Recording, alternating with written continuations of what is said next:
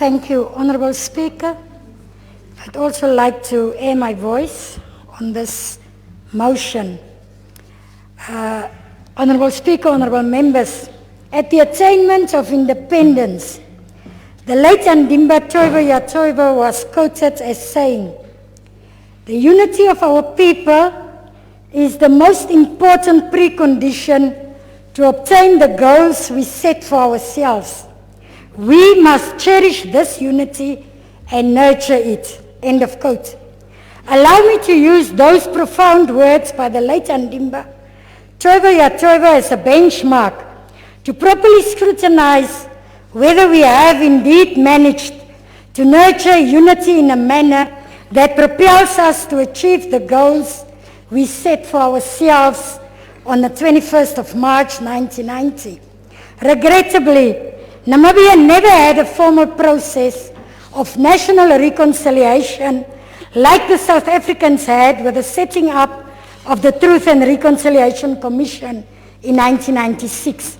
On the contrary, national reconciliation in the Namibian context has been a rubber-stamped narrative which was not properly directed at healing the deepest wounds that stemmed from more than 100 years of colonialism, as well as the deep contradictions that were born out of it. As a result, we find that many wounds are still not healed, and many people are still healing and still looking for answers 30 years after independence. We must be honest about this reality and approach the process of national reconciliation in that light. Honourable Speaker, having former angry soldiers roaming our society can be a very dangerous situation. The plight of thousands of ex-Swati, Kufut, and even some planned fighters has been ignored by government for too long. These are angry soldiers who are roaming our streets in poverty and disarray. It is high time that government seriously starts engaging with these former soldiers and develop proper funding relief mechanisms for these disgruntled soldiers. Reconciliation must be a twofold process. Namibians were affected by colonialism in all sorts of ways, and government must come to terms with this reality. Government's interaction with these former soldiers must be driven by maturity and the realization that colonialism affected all people in a different manner. That is the true definition of national reconciliation. Is that a point of order? Can you wait for the light? Okay. Mr. Speaker, can I ask the honourable member a question? I will listen to it. Okay, honourable member, it's a pity that sometime one talk about reconciliation. Are you aware of the party? No. That there are still some people we know, even some MPs, who sent us to Robben Island for 8 years, who tortured us. Are you aware of it? Okay, thank you. Honourable, please continue. Honourable Speaker, I'm not going to answer my senior because this is nothing to do with parties. Is that a point of order? We shall answer that question on a point of information, Honourable Member. And I'm very sorry to disturb you. We should not play the politics of a chameleon. Exactly. No white person, and hear me correctly, no white person has never benefited from the proceeds of colonialism and apartheid. None. Just as you had Van der Walt, who was polishing and fixing aeroplanes that went and bombed plant combatants. Honourable, let me just be on record. Honourable Nico Smith. What? Yes, you want to know a name. Let me teach you, young girl. Let me teach you, honourable young person. Honourable Nico Smith was a police officer in the apartheid regime. Yes, a security officer. Listen, Please, young person. let's have order. Please order. Yes, tell her the young honorable member who was wheelbarrowed here to start listening. Yes? No, Nico Smith was never a cuckoo. Honourable member. No, he was a security officer. Make This is what happened on a point of information. No, please, let's hear that. Yes, on a point of information. Briefly.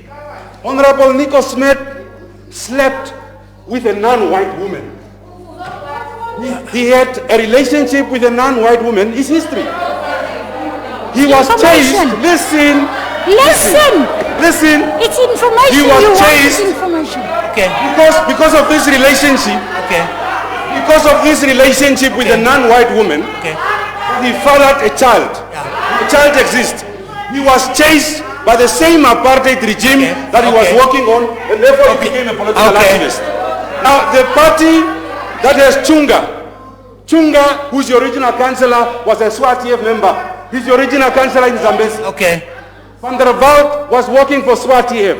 And I can name many names. Anton Laboski was a lieutenant in the army of South Africa. Let's leave it there. Yes, Let's leave it there. yes. Let's So leave it the there. history is... Let's leave it there. Let's So leave let's it be there. honest. Yes. Thank you. Honourable members, please. Thank you, Please. Honourable Venani, for Let's the go back. information. Yeah. Honourable Have you got Speaker, your mic on? the reason why I rose that is to... Please. Let us leave it there. If Continue, members please, will continue. listen, if No, please. Let's, Honourable there's Chair. a member on the floor. You have The name, what I mean is, in the past 30 years, Members in our party. in the past 30 years, can I speak? Okay. There were many on the DTR. In the past 30 years, who come and go, whom we know they have. I never mention a name. Okay. I mean, it's more than 8 if I count Okay. them together in the past 30 years. Okay. Yeah. Okay, So I never mentioned, I just want to say it, ne? Because Honourable Venani, maybe you think about Honourable Nico. I didn't mention his name. I spoke over the past 30 years.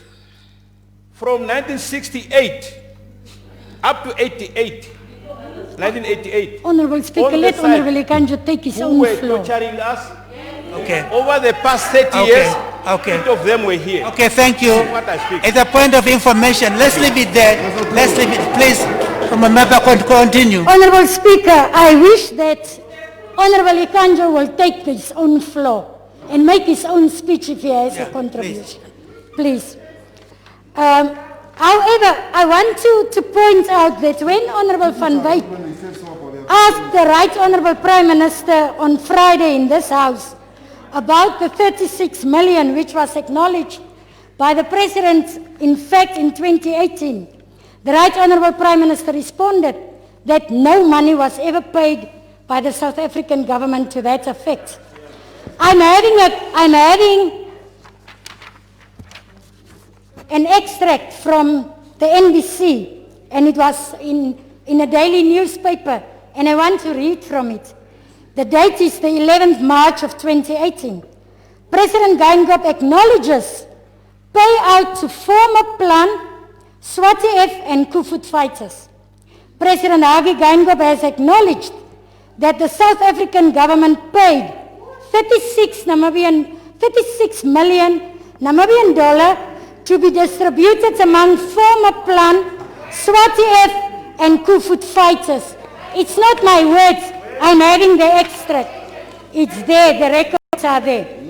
Honourable Speaker, can the Right Honourable Prime Minister please provide clarity to the House? Point of order, please.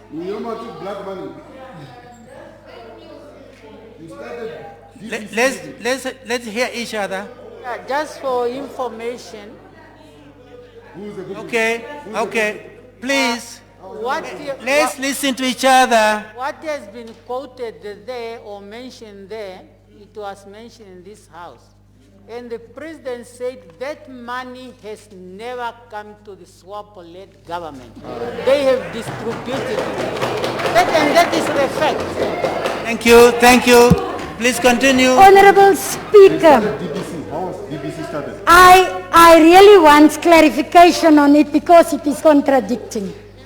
Honourable Speaker, when referring to national reconciliation, we should take into cognizance that there are many within our society that seek answers in order to heal from the wounds of the past.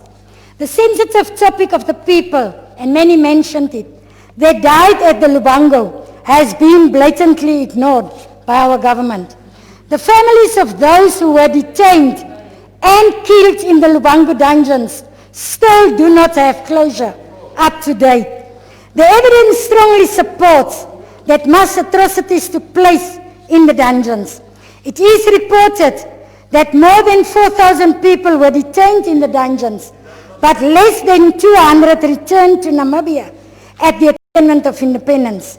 The souls of these people that disappeared and are still unaccounted for need to be respected.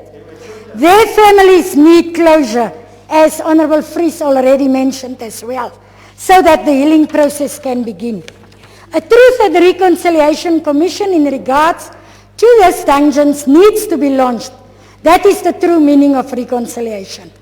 Honourable Speaker, the biggest hurdle towards national reconciliation are the big structural inequalities that manifest themselves in every facet of Namibian society. The inequalities that are manifested through the wealth gap, land and access to resources must be urgently addressed through redistributive reforms. The uncomfortable reality is that the minority own too much wealth at the expense of the majority. We have to have this conversation and give practical actions to the conversation. With that said, the minority must not display arrogance in this process. This wealthy minority that owns too much capital and land at the expense of the poor majority.